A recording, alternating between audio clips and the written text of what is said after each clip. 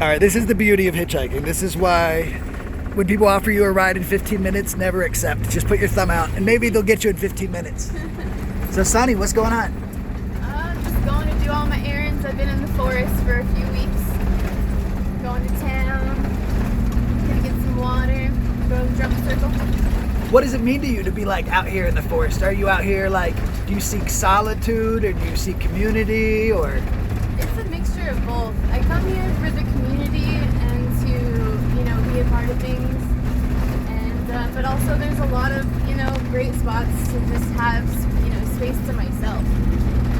So like interdependence type thing. What? Interdependence, for me, I'm very interdependent. So I'd rather like, if I'm at the Rainbow Gathering, I want to be like, within 100 yards of the main circle, but I want to be in my own spot with not around a bunch of campers. Right.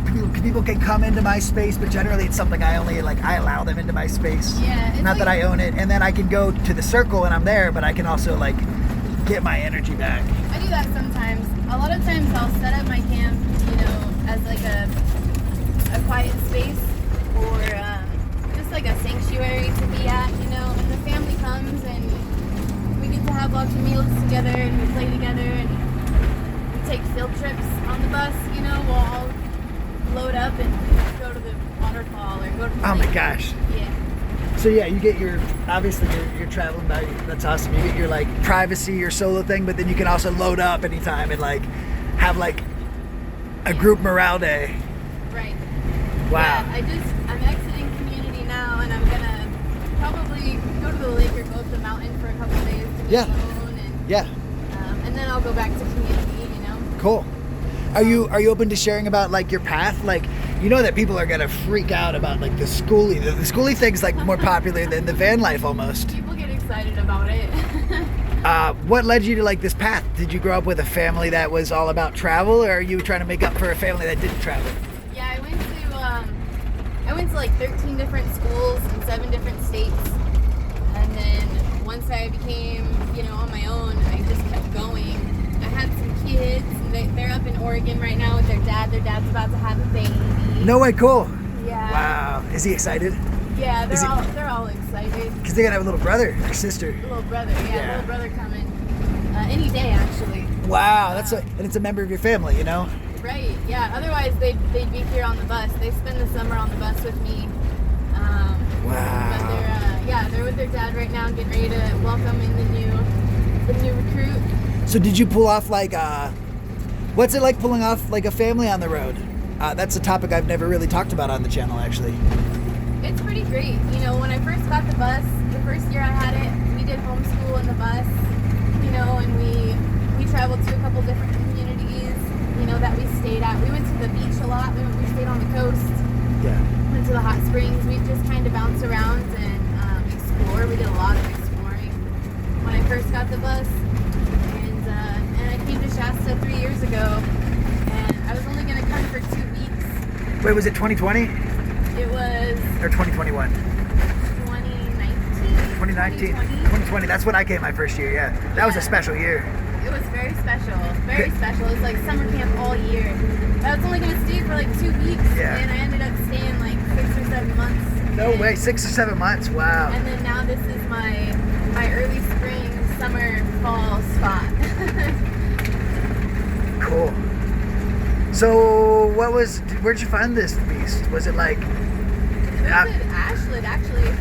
I've lived in Oregon for like 9 years, Southern Oregon. And I was ready to drive. I had an RV before this. And I was ready to drive to like Georgia to pick up this bus. I just sold the RV. I was in my car for like a week. And I seen this come up on Craigslist. And I was like, in Ashland? No way. Like, I better check it out before I drive across the country. And it pulled up. And as it pulled up, that was my bus. I knew it. I was wow. Like, holy shit, that's my new house. And the kids loved it, and the dogs love it. Yeah, we've been cruising along. It gets a little stressful at times. It's pretty awesome that I have I co-parent with their dad, and he's fully submerged in Babylon. So it's like we know that by supporting each other that the kids get the best of both worlds. They're acclimated, to both lifestyles. Yeah, and like your paths separated, and like it's good for your kids to see that you can still maintain a healthy dynamic with someone that you have like maybe even a very opposing views with, and you can still, it's a great way to teach them for their interpersonal, and then especially as they're older for their like romantic and relationships. Yeah, it took a little while. It took a good year and a half to get on the same level with each other, their dad and I. But once we stripped all the other bullshit away, and it was like, hey, we're here to raise these kids. They're going to be awesome. They're going to change the world, and we're going to do it the best we can. That's awesome. So, how many hitchhikers have you picked up in your life?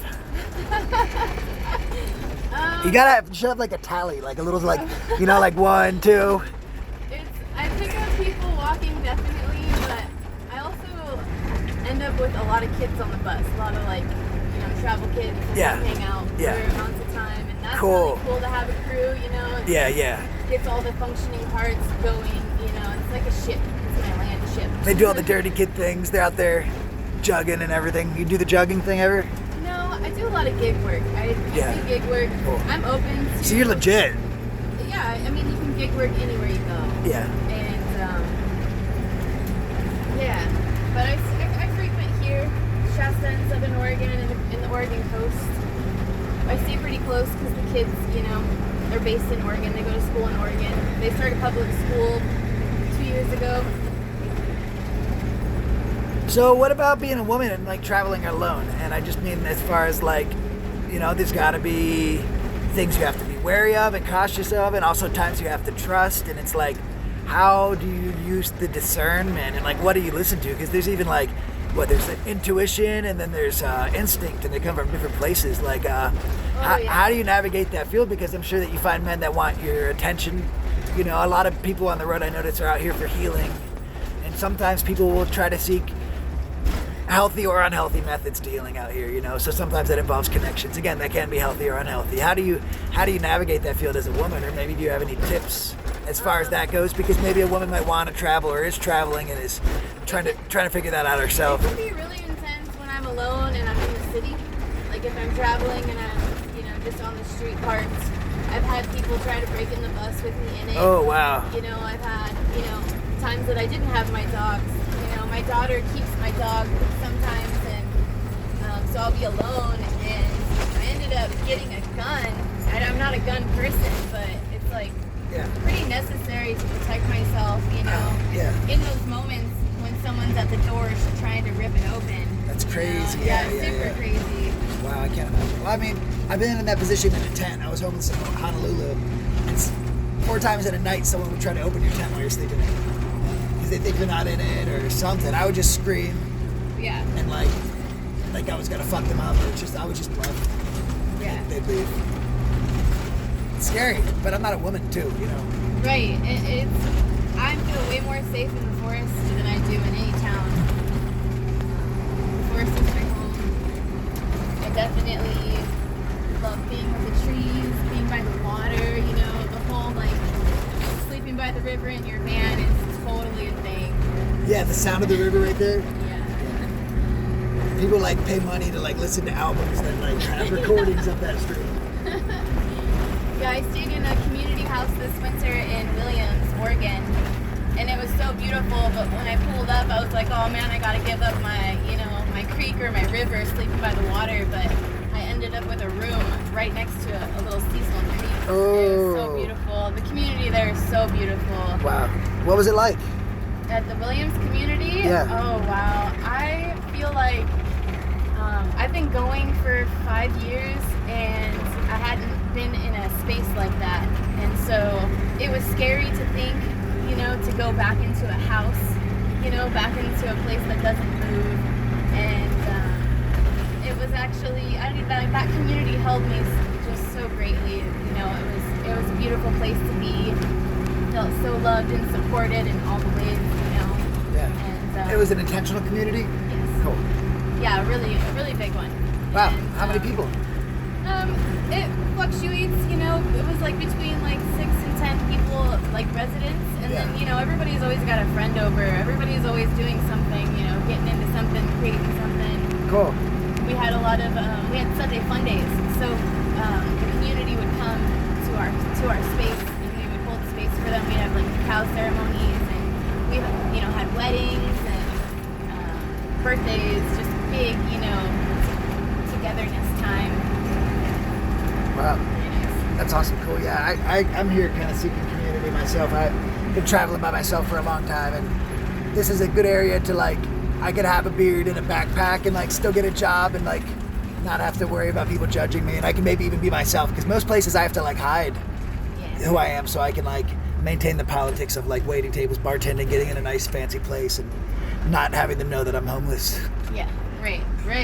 Yeah, when I go to town, like right now I'm still in my pajamas. I just kind of have a lot to do today, so at some point I'll get dressed, but usually I have like town clothes, Oh, yeah. Like, wash up and put my town clothes on, because that's the whole thing, being stereotypes when you're traveling. Your normie costume. Yeah. Sometimes I feel like, I don't know, I'm not gravitating towards it, but it's funny how much of a difference I feel from the community whenever I'm wearing like a dirty man purse with some cloth hanging off and like, like a tie-dye shirt and like neutral colors. Yeah. Like today I'm wearing like this, and I'm like, I don't feel like I'm gonna get the same reception. I got like blue shorts. This is my townie outfit you're talking about. Right.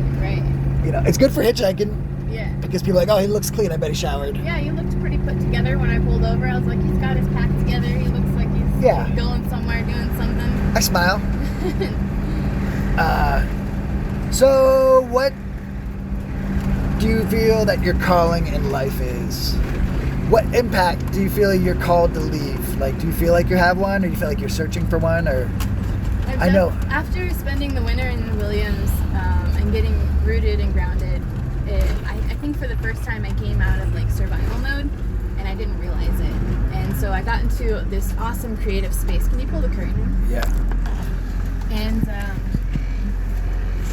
just trying to like hold that, being on the road, to hold a space, for community. Supporting community, community supporting community. Yeah. Here in Shasta, it's a big seasonal community, and so finding that stability is kind of can be difficult, because everyone leaves at the end of the season. I know. So it's like we build up this huge circus family, that we all play together and live together and play house together, and then everyone leaves. We scatter into the wind. And they all go back to where they, winter, little snowbirds. But this year, I'm definitely feeling like, creating more roots Cool. for those people. Wow, like here. To hold that space while they're here. Yeah, that's a good idea. And, a lot of people in the community are trying to make big moves. They are. No, they really are. It's definitely, people are getting a lot more rooted here. I was thinking about spending the winter here and renting another room, and then just having my bus out in the forest for, probably stay in the bus and then go to the room when I need to shower, do laundry, when it's too cold, Like a fancy storage unit. Exactly, yeah. Cool. Well, do you have any final words, some advice, or any messages or fun things you want to say or share, or like? When I first got the bus, someone had told me, go where they say don't go, and keep going. And I kind of ran with that, with the bus. And this bus is taking me to so many magical places. Like I've done so much exploring, and there's no limit. You just keep going, Hell yeah, those are really powerful words. Thank you so much.